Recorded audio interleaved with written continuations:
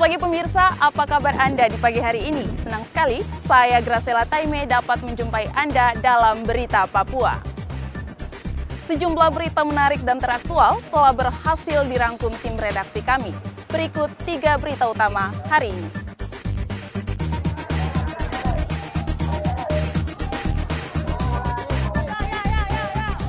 Puluhan rumah di kawasan padat penduduk APOK di Kota Jayapura terbakar.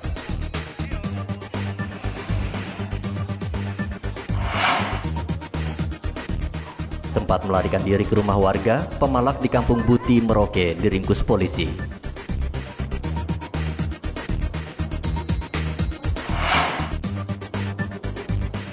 Badan Meteorologi dan Geofisika Merauke menghimbau nelayan tak melaut hingga awal Desember.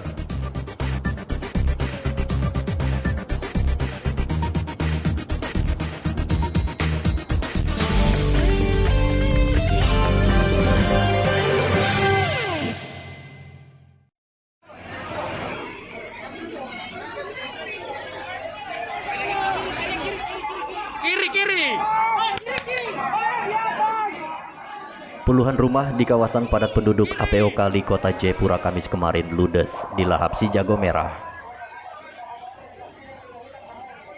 Angin kencang membuat api dengan cepat menjalar ke rumah warga yang lain.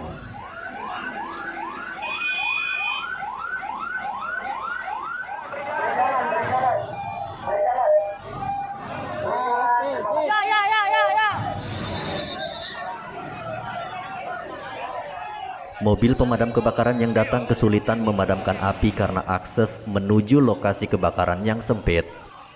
Warga berusaha memadamkan api dengan peralatan seadanya.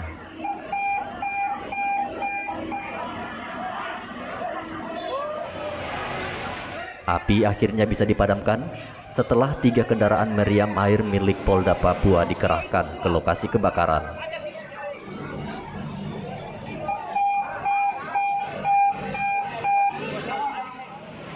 Petugas Damkar Kota Jayapura Margareta mengatakan, diduga kebakaran berasal dari sebuah rumah warga yang mengalami korsleting listrik. Kebakaran, tapi untuk itu dugaan sementara, tetapi informasi lebih jelas akan dilakukan penyelidikan oleh pihak kepolisian. Kami menurunkan semua armada dari semua pos yang ada di Kota Jayapura yang kami miliki. Kami memiliki 7 armada. 3 diantaranya adalah 5 itu penyemprot dan selebihnya itu adalah mobil supply. Dibantu oleh teman-teman dari water cannon dari pihak kepolisian. Kemudian kami menghubungi pihak penerbangan beserta dengan teman-teman dari PDAM untuk proses penyaluran air sedemikian. Namun yang kami sayangkan lokasi yang agak susah kami jangkau. Iya.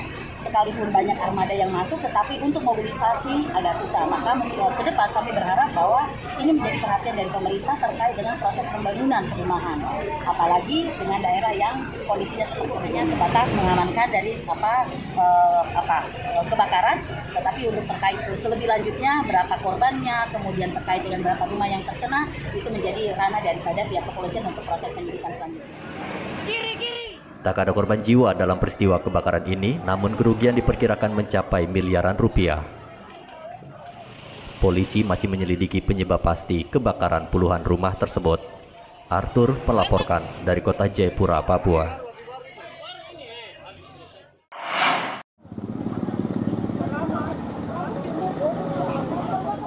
Memalak pengendara yang melintas di Jalan Arafura, Kampung Buti, Merauke, seorang pemuda bernama Tian diringkus polisi. Pelaku pemalakan ditangkap setelah polisi mendapat laporan dari warga sekitar. Pelaku yang melihat kedatangan polisi sempat melarikan diri dan bersembunyi di rumah warga. Polisi akhirnya meringkus seorang pelaku yang bersembunyi di dalam sebuah kamar, sementara pelaku lainnya berhasil kabur.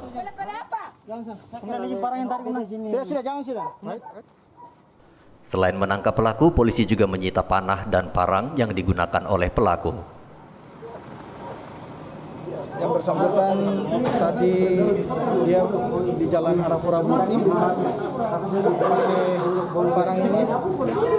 Dia bersama satu temannya, mereka ada 2 orang palang masyarakat yang melintas dengan kendaraan di Jalan Arafura Buti. Kemudian kami mendapat informasi itu, kami datangi ke Jalan TKP-nya Jalan Arah Purabuti. Dan kami berhasil mengamankan mereka dua dengan barang yang mereka gunakan untuk mengancam orang yang melintas di jalan tersebut. Kemudian sepeda motor yang mereka gunakan juga kami sudah amankan. Sampai mereka dua di Polres Merauke, mereka dua melarikan diri, lari keluar dari Polres Merauke, tidak mau diamankan. Kemudian kami melakukan pengejaran terhadap mereka dua. Itu berhasil kami amankan yang pemilik panggung tersebut. Demikian. Yang satunya masih buruh Pak ya? Yang satunya cuman dia joki, dia masih melarikan diri. Pelaku langsung dijebloskan ke dalam ruang tahanan Polres Merauke. Atas perbuatannya pelaku dijerat dengan pasal 368 KUHP dengan ancaman hukuman maksimal 9 tahun penjara. Muhammad Ridwan melaporkan dari Merauke, Papua.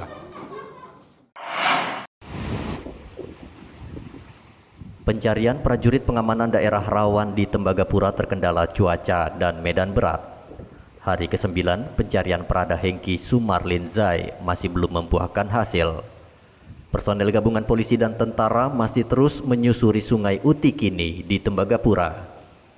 Asisten Operasi Kogab Wilhan 3 Brigjen Suswatyo mengatakan pencarian korban terkendala cuaca buruk dan medan berat, sehingga pihaknya saat ini meminta bantuan tim SAR dari kota Mimika. Tujuannya itu terbawa arus atau bagaimana? Ya, banyak hal. Yang jelas itu tidak ada kontak. Artinya tidak ada kontak tembak. Itu bisa jadi karena mungkin mereka terpisah dari pasukan gitu, sehingga mereka tidak membawa kompas, tidak membawa peta, sehingga mereka akan tersesat gitu. Makanya kita sedang mencari. Ya, kalau pencariannya begitu dari satuan itu sendiri begitu bergerak, dicek tidak ada, sudah dicari. Hanya untuk yang resminya ya itu mulai hari Minggu, hari Senin sudah dicari dengan personel yang lebih. Ya.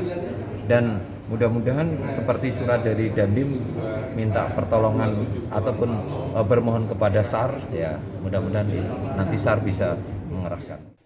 Prada Hengki dilaporkan hilang saat melakukan patroli bersama belasan rekannya di Kampung Utikini, Distrik Tembagapura, Mimika, Selasa pekan lalu. Korban memakai pakaian seragam lengkap dengan rompi anti peluru dan helm, serta membawa satu pucuk senjata api jenis SS2 V4. Warga yang menemukan Prada Hengki Sumarlin Zai diminta segera melapor ke pos polisi dan tentara terdekat. Igobat Momolin melaporkan dari Mimika, Papua.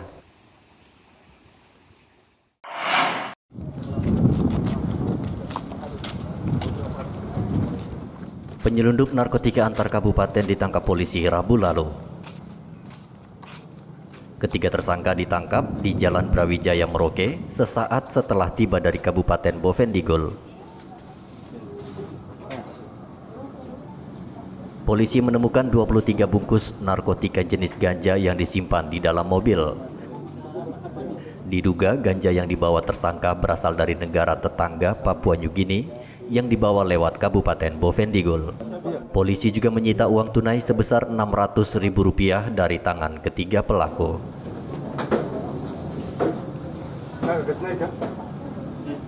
Kasat Narkoba Polres Merauke AKP Najamuddin mengatakan pelaku mencari pembeli menggunakan media sosial sehingga mudah dideteksi oleh polisi. Target kita, sudah hampir seminggu kita lakukan penyelidikan, sehingga kita dapatkan ketiga tersangka ini TKP-nya di Jalan Brawijaya, Mandala, Kabupaten Merauke. Bahwa BB ini didapatkan dari Kabupaten Bovendigul melalui darat, melalui pesanan khusus. Mereka udah punya jaringan dan mereka udah masuk dalam punya grup di media sosial. OB, WS, dan SH langsung dijebloskan di ruang tahanan Polres Merauke dan dijerat dengan Undang-Undang Nomor 35 Tahun 2009 dengan ancaman hukuman maksimal 15 tahun penjara. Muhammad Ridwan melaporkan dari Merauke, Papua.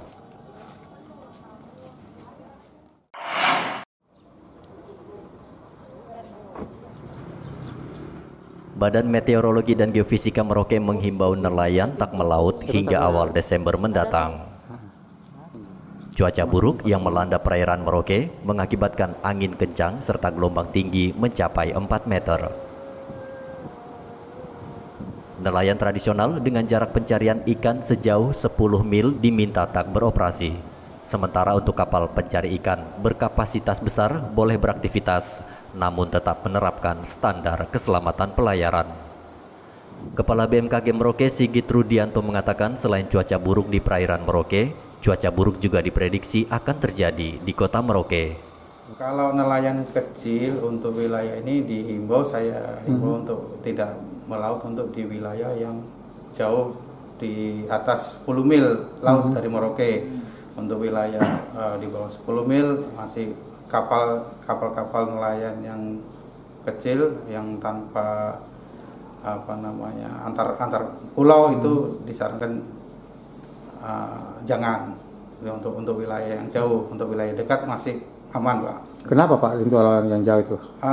Wilayah yang jauh itu berpotensi gelombang kedepannya akan antara bisa sedang sampai tinggi, Pak. Kemungkinan harus waspada aja jika terjadi hujan yang tiba-tiba deras di wilayah Merauke ini hingga siang dan sampai sore hari. Perakiraan kita juga seminggu ke depan antara pagi sampai siang itu berawan, kemudian sekitar siang sampai sore itu kemungkinan berpeluang terjadi hujan akan besar di sini. Dampak gelombang tinggi di perairan Merauke mengakibatkan puluhan perahu nelayan yang berlabuh di pantai Lampu 1 Merauke rusak. 2 pekan tak melaut juga membuat harga ikan di pasar Wamanggu juga mahal. Muhammad Ridwan melaporkan dari Merauke, Papua.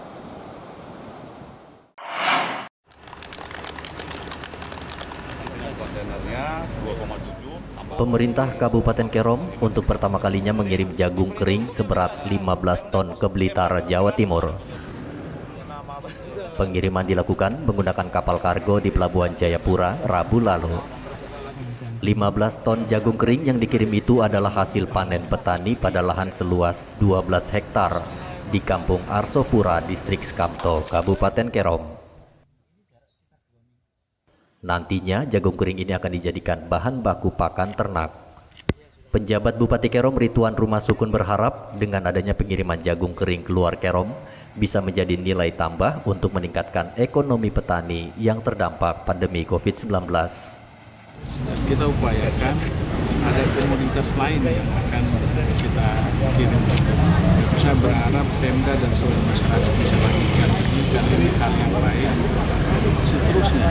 Ini salah satu contoh yang kita pakai nanti di provinsi untuk menggerakkan hal yang sama dengan komunitas yang disesuaikan dengan kabupaten kota untuk dilakukan kegiatan yang sama sehingga tidak habis itu kita konsumsi tetapi bisa kita jual sehingga mendapat nilai tambah yang besar. Ridwan juga mengaku masih ada 3 hektar lahan yang ditanami jagung yang akan panen dalam bulan November ini. Pemda Kerom terus menggenjot seluruh petani jagung di Kerom agar hasil panennya selain untuk dikonsumsi sendiri juga bisa dikirim keluar Kerom. Hendra melaporkan dari kota Jayapura, Papua.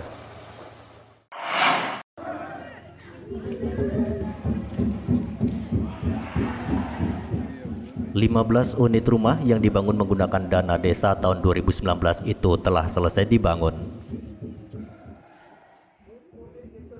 Pembangunan rumah juga dilakukan secara swakelola oleh warga sekitar.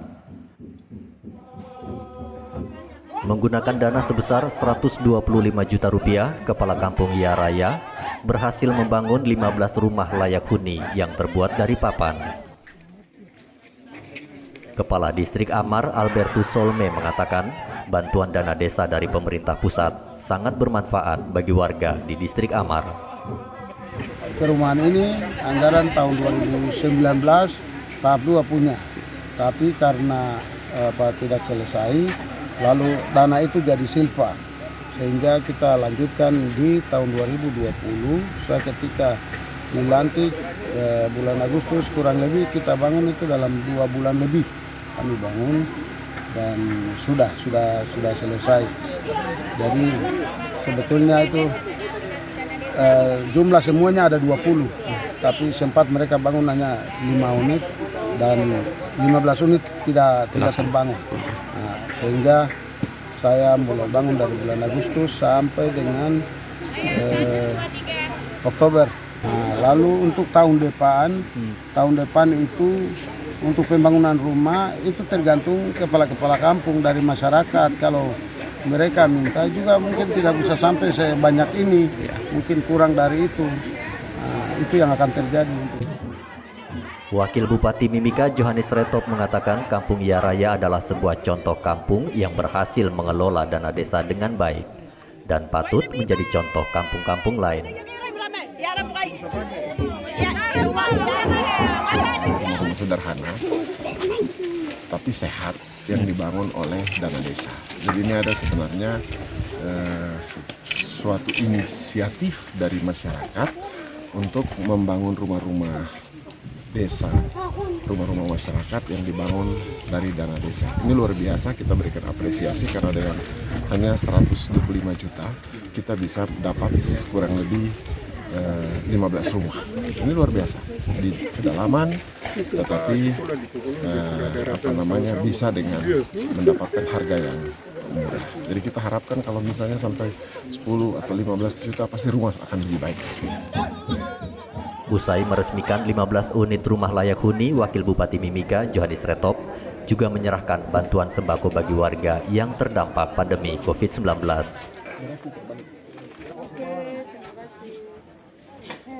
Kampung Ya Raya adalah sebuah kampung berada di pesisir pantai Mimika, di mana harus menempuh perjalanan selama 1 jam menggunakan akses sungai untuk mencapai Kampung Ya Raya. Igobat Momolin melaporkan dari Mimika, Papua.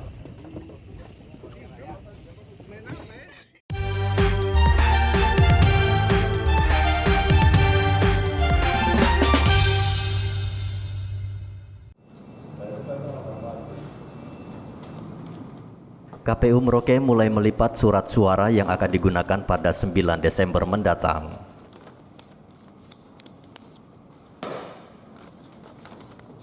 Berbeda dengan tahun sebelumnya, karena pandemi COVID-19, pelipatan surat suara yang ada di dalam gudang logistik KPU Merauke itu tak melibatkan banyak orang. KPU hanya melibatkan puluhan stafnya untuk melipat 140.000 surat suara. Salah seorang petugas KPU Merauke mengatakan pihaknya menargetkan pelipatan surat suara akan selesai selama 2 hari. Ini dari kapan mulai kerja pelipatan ya? Kami kerja pelipatan dari kemarin jam 3:30. Sampai sekarang ini ya? Sampai sekarang. Ini diperkirakan berapa hari nih? Kami dikasih target kami 2 hari sudah bisa menyelesaikan ini pelipatan suara. Ya. Berapa jumlahnya total ini semua? Pelipatan surat suara ini sesuai dengan jumlah DPT. DPT itu pemilih itu ya? Ya. Ada berapa tenaga yang dilibatkan untuk pelipatannya? Yang melibat ini kan dari tenaga staf KPU aja, pegawai. Berapa orang semua? 35. Setelah surat suara selesai dilipat, KPU akan langsung mendistribusikan seluruh logistik pemilu ini sepekan jelang pencoblosan ke-20 distrik.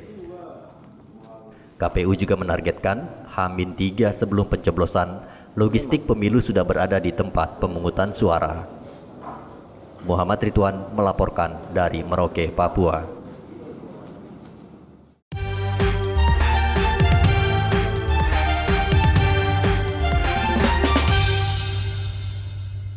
Pemirsa, informasi tadi sekaligus mengakhiri jumpa kita dalam Berita Papua. Saya Graciela Taime mewakili seluruh tim redaksi yang bertugas menyampaikan terima kasih.